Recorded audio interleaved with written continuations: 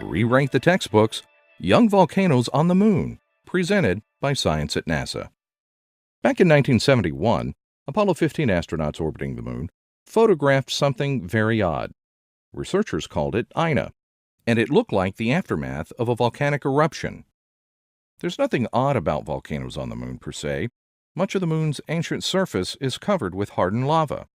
The main features of the man in the moon, in fact, are old basaltic flows deposited billions of years ago when the moon was racked by violent eruptions.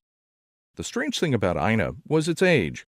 Planetary scientists have long thought that lunar volcanism came to an end about 1 billion years ago, and little has changed since. Yet Ina looked remarkably fresh.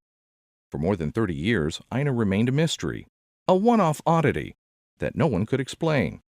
Turns out the mystery is bigger than anyone imagined. Using NASA's Lunar Reconnaissance Orbiter, a team of researchers led by Sarah Braden of Arizona State University has found 70 landscapes similar to Ina. They call them irregular mare patches, or IMPs for short. Discovering new features on the lunar surface was thrilling, says Braden. We looked at hundreds of high-resolution images, and when I found a new IMP, it was always the highlight of my day. The irregular mare patches look so different than more common lunar features like impact craters, impact melt, and highlands material, she says. They really jump out at you. On the moon, it is possible to estimate the age of a landscape by counting its craters. The moon is pelted by a slow drizzle of meteoroids that pepper its surface with impact scars. The older a landscape, the more craters it contains. Some of the IMPs they found are very lightly cratered, suggesting they are no more than 100 million years old. 100 million years may sound like a long time, but in geological terms, it's just the blink of an eye. The volcanic craters LRO found may have been erupting during the Cretaceous period on Earth, the heyday of dinosaurs.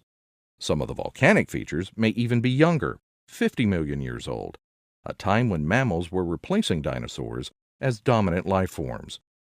This finding is the kind of science that is literally going to make geologists rewrite the textbooks about the moon, says John Keller, LRO project scientist at the Goddard Space Flight Center.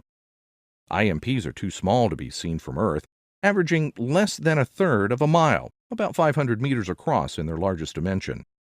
That's why, other than Ina, they haven't been found before. Nevertheless, they appear to be widespread around the near side of the moon. Not only are the IMPs striking landscapes, but also they tell us something very important about the thermal evolution of the moon, says Mark Robinson of Arizona State University, the principal investigator for LRO's high-resolution camera.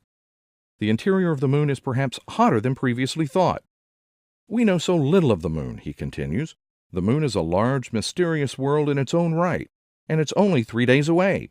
I would love to land on an IMP and take the moon's temperature firsthand using a heat probe. Some people think the moon looks dead, but I never thought so, says Robinson, who won't rule out the possibility of future eruptions. To me, it has always been an inviting place of magnificent beauty, a giant magnet in our sky drawing me towards it. Young volcanoes have only turned up the heat of the moon's allure, says Robinson. Let's go.